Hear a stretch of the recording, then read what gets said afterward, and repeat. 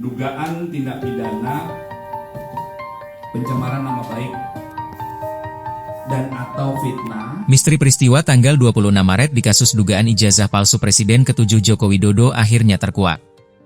Dikutip dari tribunnews.com, tanggal tersebut menjadi pemicu Jokowi melaporkan sejumlah pihak ke Polda Metro Jaya pada 30 April 2025. Sejumlah pihak yang dilaporkan seperti pakar telematika, Rai Suryo, hingga pegiat media sosial, Tifauzia Tiasuma atau Dr. Tifa. Pada tanggal itu, Jokowi melaporkan Roy CS terkait diskusi yang mereka lakukan. Adapun diskusi ini disebut terjadi di kawasan Jakarta Selatan. Hal ini disampaikan oleh Kabid Humas Polda Metro Jaya, Kombes Ade Ari Syam Indradi. Ade Ari mengatakan diskusi tersebut diketahui Jokowi lewat video yang viral di media sosial. Dalam diskusi tersebut, dia mengatakan bahwa Rai Suryo CS diduga melakukan fitnah dan pencemaran nama baik. Kronologis perkara yang dilaporkan, pada 26 Maret 2025 di sekitar Karet Kuningan, Jakarta Selatan, pelapor mulai mengetahui adanya video melalui media sosial berisi pernyataan fitnah dan pencemaran nama baik dengan pernyataan ijazah palsu S1 dari sebuah universitas milik pelapor atau korban, kata Ade, dalam konferensi pers di kantor Polda Metro Jaya, Kamis, 15 Mei 2025. Setelah melihat video tersebut, Jokowi meminta ajudan dan kuasa hukumnya untuk mengumpulkan bukti. Bahkan, pihak Jokowi mengingatkan kepada pihak yang membuat video. Selanjutnya pelapor meminta ajudannya dan kuasa hukum untuk mengumpulkan bukti-bukti dari berbagai media sosial dan mengingatkan kepada pihak yang membuat, ujarnya. Sementara Rai mengaku tidak mengetahui adanya diskusi yang dilakukannya pada 26 Maret 2025. Menurutnya, ia saat itu sedang buka puasa bersama di rumah.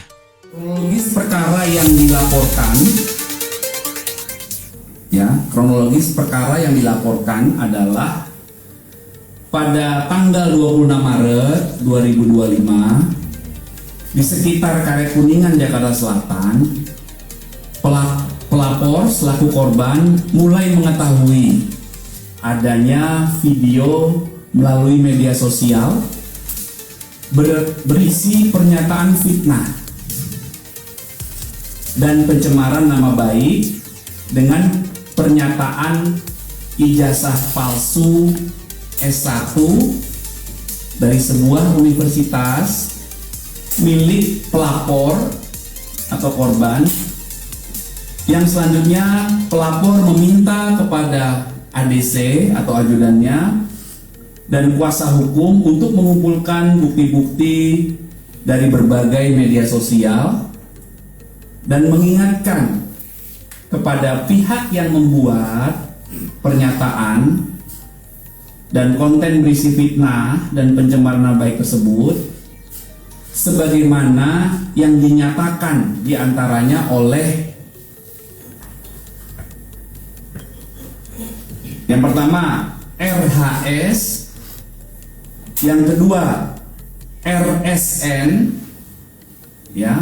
yang ketiga TT, yang keempat ES, dan yang kelima KTR. Atas kejadian tersebut, korban merasa dirugikan hingga pada tanggal 30 April mendatangi SPKT Polda Metro Jaya untuk dilakukan. Jadi di luar itu, saya keberatan. Tadi ditanyakan kok saya macam-macam lah, ada podcast ini, saya bilang ada nggak podcast ini? Pakar telematika sekaligus ex-Menpora Menteri Pemuda dan Olahraga, Menpora, Rai Suryo menyebut Presiden ke-7 RI, Joko Widodo sebagai orang jahat. Dikutip dari tribunnews.com, pasalnya, Jokowi menggunakan Undang-Undang ITE dalam membuat laporan tindak pidana soal tudingan ijazah palsu. Pernyataan itu disampaikan Roy di Polda Metro Jaya, Kamis, 15 Mei 2025. Rai menjelaskan, pasal-pasal dalam Undang-Undang ITE semestinya dirancang untuk menjerat orang-orang yang melakukan pemalsuan data digital. Seperti merekayasa bukti transfer elektronik hingga mengunggah gambar palsu lalu diklaim asli. Roy, munduran. 15 menit ya, 15 Munduran. Oke, Om Ren, terkait pemeriksaan ini sudah diperiksa sejak pukul berapa sampai jam berapa, berapa pertanyaan dan bagaimana mungkin bisa Ya, alhamdulillah selaku warga negara yang baik, saya tadi datang tepat jam 10 kurang dan masuk jam 10. dan penyidik baik ya memberikan kita kesempatan untuk sholat zuhur dan juga makan siang itu jam 12 tadi. Ya, saya tadi diperiksa sudah sampai pertanyaan ke 24. Orang bertanya, kok cepet? Yang lain iya, karena apa? Karena saya fokus pada pertanyaannya, pada surat panggilannya. Surat panggilan itu adalah di situ ada tanggal yang ditetapkan, yaitu 26 Maret. Ya, saya nggak tahu apa. Ya, tapi itu malah nggak ditanyakan, kan lucu. Jadi di luar itu saya keberatan. Tadi ditanyakan kok saya macam-macam lah, ada podcast ini, saya bilang ada nggak podcast itu di surat ini? Surat pemanggilannya tentang apa, Pak? Surat pemanggilannya adalah dilaporkan oleh seseorang bernama Joko Widodo, ya, dengan pasal-pasal abrek ya. Ada pasal 310, 311, 27A ITE, 232 ITE dan 35 itu. Saya sampaikan pasal ITE, pasal-pasal di ITE itu tadi saya kasih juga juga ya di dalamnya, dan itu saya minta ditulis. Jangan hanya tulis aja ya. Pasal ITE itu dibuat oleh Indonesia supaya kita diakui di dunia internasional untuk informasi dan transaksi elektronik, bukan untuk mempidanakan ya gitu. Jadi jahat kalau ada orang menggunakan pasal ITE untuk mempidanakan. Siapa yang jahat? Tahu sendiri lah siapa yang lapor ya gitu. Jadi artinya kalau dia malah mengarahkan pasal-pasal ITE untuk mempidanakan, ini kita ingat kasus Prita Mulyansari, kita ingat kasus yang lain yang malah justru dengan ITE dipidanakan.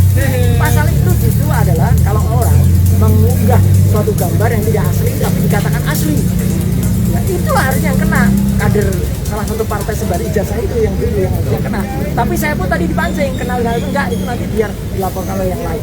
Berarti masih ada beberapa pertanyaan lagi. Saya tidak tahu, tapi yang jelas saya tidak menjawab yang tidak ada hitam di atas putih di surat itu. Surat itu menyebut tanggal 26 Maret. Ya. Terkait dengan Saya tidak tahu. video Sentana TV itu. Enggak, makanya karena nggak ditanyakan ya saya nggak jawab gitu. Karena apa? Dan 26 Maret kalaupun saya ditanyakan saya akan jawab. Saya ada di mana, posisi apa, tapi yang jelas tidak dalam surat itu. Terus yang kedua adalah ketika terlapornya tidak ada. Nama terlapornya nggak ada ini kan lucu banget ya. Jadi saya kritisi kepada kepolisian, kepada Kompolnas. Tolong cek anggota-anggota Anda di Polda Metro Jaya ini. Yang mana ada surat pelapor nggak ada terlapornya. Kalau ternyata terlapor itu adalah saudara kita nggak boleh bersaksi untuk saudara kita. Itu hukum itu. Ya bahkan sampai 3 tingkat derajat 3 level. Apalagi kalau terlapornya itu nantinya kita. Ya, maka kita berhak untuk diam. Gitu loh. Jadi satu nggak ada lapornya. Kedua,